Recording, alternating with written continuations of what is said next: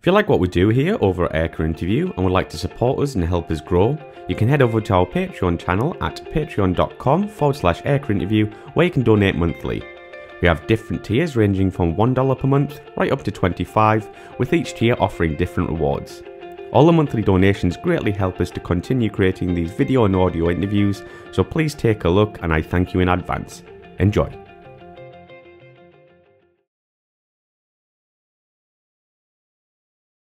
I was over at Approach Magazine as the editor in the mid-'80s, from 86 to 89. And I got a call because I did really well. The way I got in photography was when I showed up in 102, they said, well, the only job left is public affairs. So you're going to be the public affairs officer. Yeah. I said, what's that? I had no clue. And I wasn't a, top photographer or anything. I had a camera that was a hand-me-down. But I got into publicizing the squadron. They said, you got to make us look better than our sister squadron, make our air wing look better than another air wing, kind of like the old, me against my brother, me against my dad, that thing. And so I had pretty good reputation at that point. So the wing called me up and said, we're going to get the first A+. Would you like to be there? Could you help us, with the photography and the PAO piece? And I said, absolutely, I want to see this thing.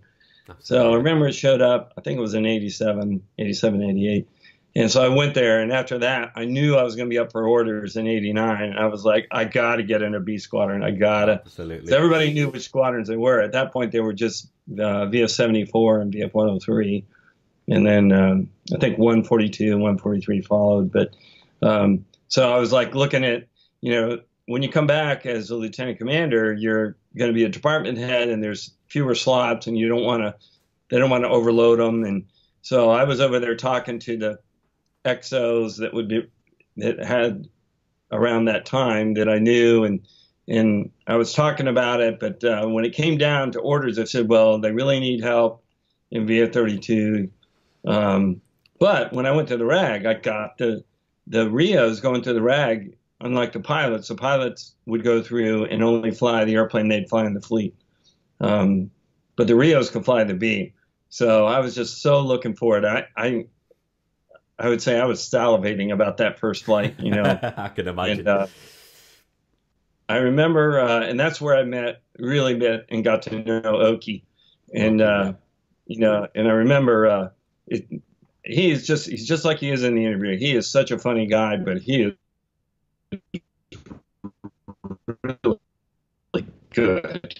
And he was so nonchalant about it. But when there's certain calls that Rio makes, when you get to the runway, the first one is off the peg, meaning the airspeed indicator is working, and then 100 knots, so that the pilot knows to get off nosewheel steering, and then you got to make the airborne call. And that airplane took off so fast.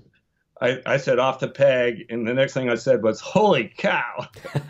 It was, like going from a Volkswagen to a Porsche. I mean, it really took off like a scalded cat. And it was just an amazing airplane. It just had so much power on tap. And I was really, even I knew I had orders at 32, and I was like, oh, I got to fly this airplane. And, years later, at that point where my first window that I could retire, and I had this great job offer, but I also had a verbal offer to go be the CAG operations officer for Air Wing 17 for my former CO in VF-32, and that meant I could fly the B. And I was like, oh, that was a hard decision, because I really wanted to do deployment. I wanted to go look, go find, because I don't know if this has come out in the interviews. When the airplane first showed up, the Air Force is so into themselves that, and I don't want to bash the Air Force, but the F-15s at Langley had no clue that there was Tomcats with big motors down at Oceana. And then all of a sudden they started noticing that the Tomcats were behaving totally differently. They were going vertical with them and matching them. And, so they finally, the word got out that they called it, they just said the big motors. And we were always had to do telephone interviews with them before we fought them.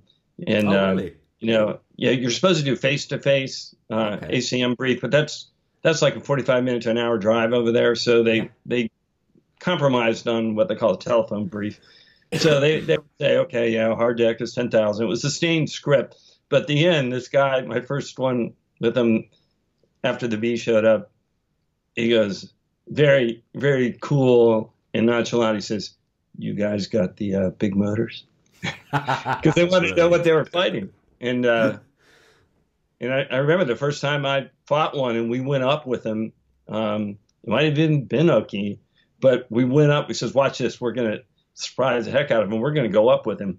And we went vertical, and we're looking canopy to canopy, and he's looking down to see what move we made. Did we do a slice turn? What did we do? And you could see him just looking around. And even though he had his visor down, I could tell his eyes were big as saucers. Like, what is he doing here? And Absolutely. and then it's like he was waiting for us to fall off first, but we did not. We didn't have tanks on. So our thruster weight was pretty similar to his, and so he lost that day. So and I think a lot of us, it just stunned him. What are you doing here? Because the word just didn't get out to the 3 squadrons up there.